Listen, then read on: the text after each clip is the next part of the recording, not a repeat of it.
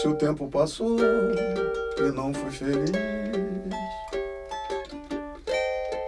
sei lá das razões, foi Deus quem não quis. Olá, gente, aqui é Mauro Diniz falando com vocês. Eu sou Alceu Maia.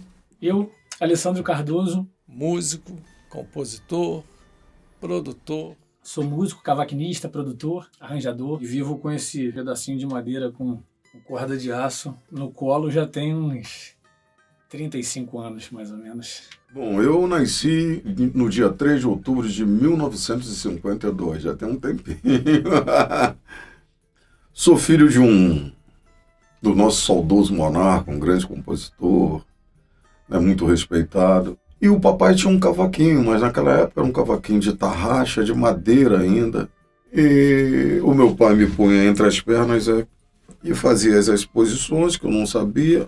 Mas a minha palhetada já era uma palhetada já que as pessoas ficavam, mas quem que ensinou a ele? Monarco, quem que ensinou? Eu, na verdade, costumo dizer que não foi eu que escolhi o cavaquinho, né? O cavaquinho, ele me escolheu e ele foi dentro da minha casa me buscar. Eu tenho um primo que é mais velho do que eu, ele morava no andar de cima de um apartamento de um prédio de 3 andares, onde só morava a minha família.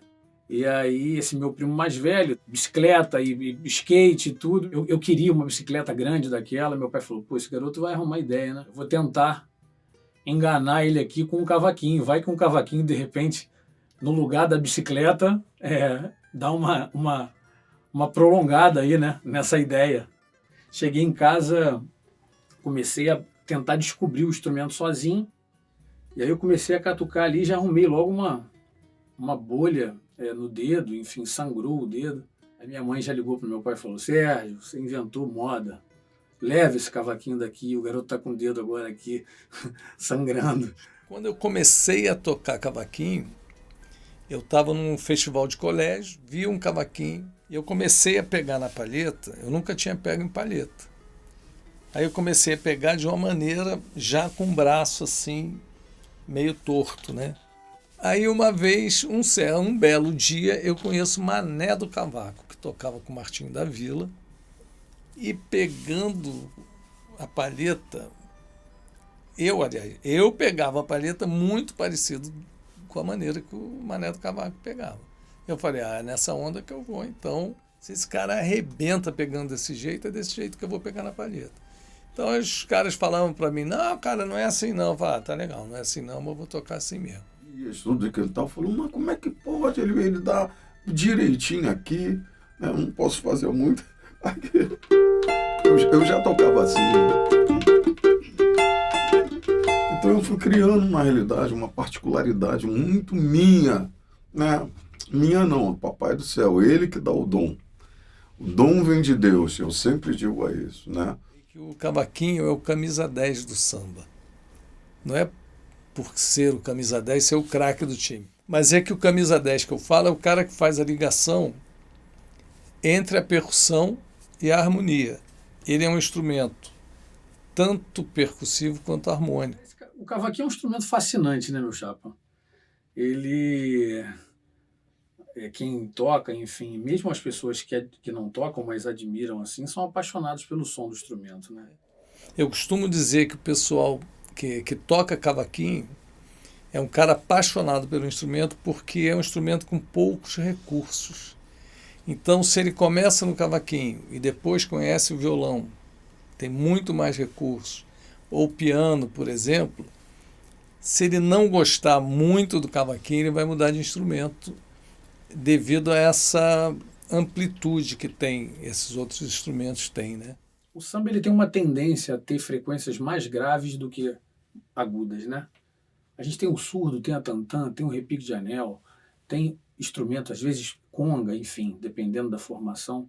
Tudo isso tem uma tendência a puxar para a frequência mais grave.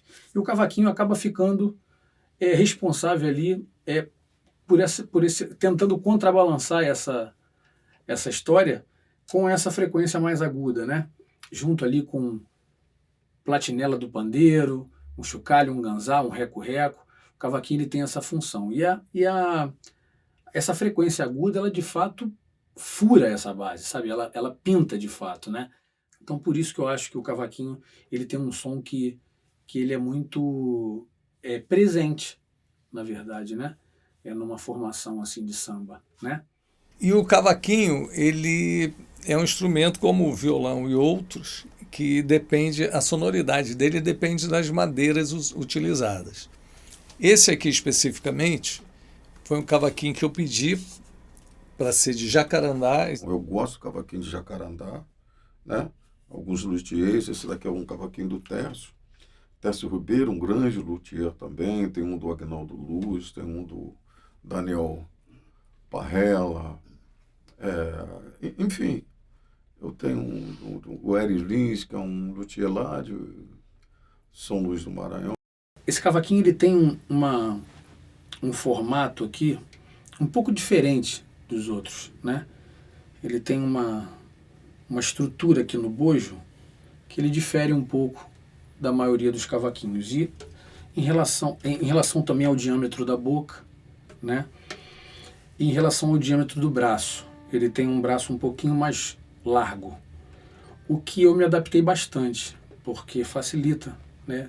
Fica realmente um braço mais confortável, principalmente para solar, né, Silvio? Né? Eu gosto desse instrumento. É um instrumento muito fiel assim, em relação à afinação e tudo, né? Existem outras madeiras, esse aqui, por exemplo, é de uma madeira que não é muito usual, que é chamada macacaúba. A escala dele é de jacarandá, não é de ébano. O ébano é uma madeira bem dura, então ela resiste muito o colocar dos dedos, né, a digitação, e dura muito mais tempo. Na realidade, o que acontece? Você tem muito luthiers bons aí. O Alceu tá com um cavaquinho do luthier lá do Sul muito bom. O que não acontecia antigamente, né? Porque era feito de uma forma muito mais rústica, sem muito recurso e sem ferramentas adequadas e tudo. Então, certamente os luthiers tinham muito mais dificuldade de fazer, né? Mas isso vem mudando e para melhor. E cavaquinho é o seguinte, qualquer instrumento, é você pegar um instrumento, ele, caiu bem na minha mão. O som tá legal. Não adianta você pegar um cavaquinho caro e não gostar do som dele e você não se adaptar. A sua anatomia não se adaptar ao instrumento. O cavaquinho, por eu ser centrista, o braço dele ele é um pouco mais largo, porque quando o Tércio fez esse cavaquinho, ele fez o som um pouquinho grave, que eu gosto desse som mais agradável, o som, quando eu tiro o som aqui. E eu não toco assim, eu exploro aqui. Sonhar é tentar viver. Entendeu? O meu jeito de tocar é esse. Então, eu quando comecei a tocar, eu me lembro que eu tinha um LP de um cavaquinista chamado Canhotinho. E ele, um grande solista, ele gravou um LP tocando músicas do Valdir Azevedo. Porque o Valdir Azevedo, cara, foi o cara que colocou o cavaquinho num lugar de mais destaque, né? O cavaquinho saiu dos regionais, teoricamente, né, enfim, saiu dos regionais como instrumento de base e ocupou uma posição de um instrumento de solo. O Valdir não tinha muito estudo, ele veio estudar depois, né, de um tempo, e ele falava para mim assim, quando eu não sabia nada, eu só fiz sucesso. E essas que eu já citei, Brasileirinho, Delicado, aí depois comecei a fazer as músicas complicadas, não fiz mais nenhum sucesso. Aí depois eu falei, vou fazer do jeito que eu fazia antigamente mesmo. E para você ver também o coração bom de Valdir Azevedo, uma vez a gente tocando no Choro na Praça, um show que foi no Teatro João Caetano, arrebentou a corda do Valdir e ele fez um gesto assim para mim, né? Olhou para trás e, caramba, ele não bateu no cavaquinho não, tá? Fez assim para eu continuar, uma música que eu sabia. Aí eu continuei, aí ele pegou o outro cavaquinho, voltou, esperou acabar a primeira ou a segunda parte eu tocando, me aplaudiu e agradeceu, me aplaudiu. Cara, pô, fiquei vermelho e tal, mas você vê o coração, eu fico até emocionado. O Valdir era o Valdir. Quando eu cheguei nos meus 16, 17 anos, eu tive a oportunidade de estudar com o Mauro. Eu conheci o Mauro Diniz na casa de um grande compositor, que era meu grande irmão, assim, inclusive meu parceiro de música, chamado Djalma Falcão. E numa determinada reunião lá, na casa do Djalma, o Mauro estava lá, e foi lá que eu o conheci. E depois a gente começou a manter contato e eu passei a estudar com o Mauro. Então, apesar do Mauro ser cavaquinista e eu também, o meu instrumento, né? Eu tinha aula de teoria, assim, porque o Mauro sabe muita teoria, né? O Mauro é um cara que tem um conhecimento muito extenso. E aí eu comecei a estudar isso, né? Divisão rítmica e aprender a ler partitura, aprender a ler divisão e a harmonia, enfim. Aí o estudo foi mais profundo, né? Quando você olha uma partitura, é obrigação sua você saber qual é a escala daquele acorde. A melhor maneira, na realidade, de você, falo para alguns alunos meus, de você conseguir guardar, é você ensinar. Né? Aqui, qual é a escala, Mauro? Sexto grau da menor melódica. É uma escala chamada lócrico, nona maior. Bemol 3 lá da menor melódica, que é uma escala meia. Lead sustenido 5. Então eu gravei isso tudo, foi gravando, digitando, falando. E comecei a digitar, né? Pegar as digitações das escalas, pesquisar, comecei a pesquisar muita coisa. E o meu tocar começou a ficar um pouco diferente. Eu tô rindo porque as pessoas ficavam meio assim, tá tocando Ré menor, o que esse negão tá fazendo Lá menor? Mas eu sabia por que eu estava fazendo, eu estava gerando tensão pro acorde que eu estava tocando ali. O Mauro, eu acho que assim, é um divisor de águas assim, na questão do cavaquinho centro, né? Porque o Mauro, a impressão que dá, se eu pudesse fazer uma leitura assim, minha, em relação ao Mauro tocando, parece que ele abriu mão dessa responsabilidade rítmica, sabe? Essa coisa de carregar o peso do ritmo ali. E ele passou a passear um pouco, sabe? Considerando que esse ritmo já está pré-estabelecido, esse ritmo já está seguro. Agora eu posso aqui interagir mais com a melodia, com o cantor, com outros instrumentos, sabe?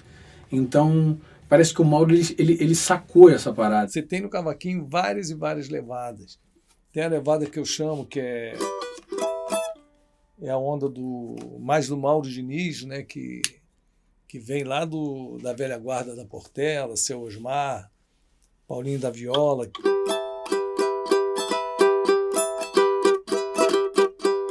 Que eu chamo de palhetada da prestação. Tem a ver com o pandeiro, né? O pandeiro é... Aí aqui é...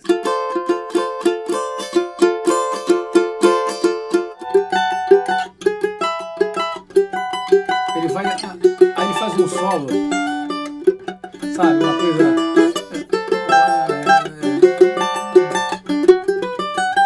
Sabe? Ele faz uma onda de... sabe? Uma coisa interagindo o tempo todo e fazendo floreios ali junto. É um cara assim que é um divisor de águas, de fato. Mauro, Alceu e o Márcio Huck, né? Que são essas três referências aí minhas, assim. Esses caras gravaram tudo, né, cara? Que tinha pra gravar. Não sei se tu fala a verdade ou se é falsidade. Quando estás junto a mim,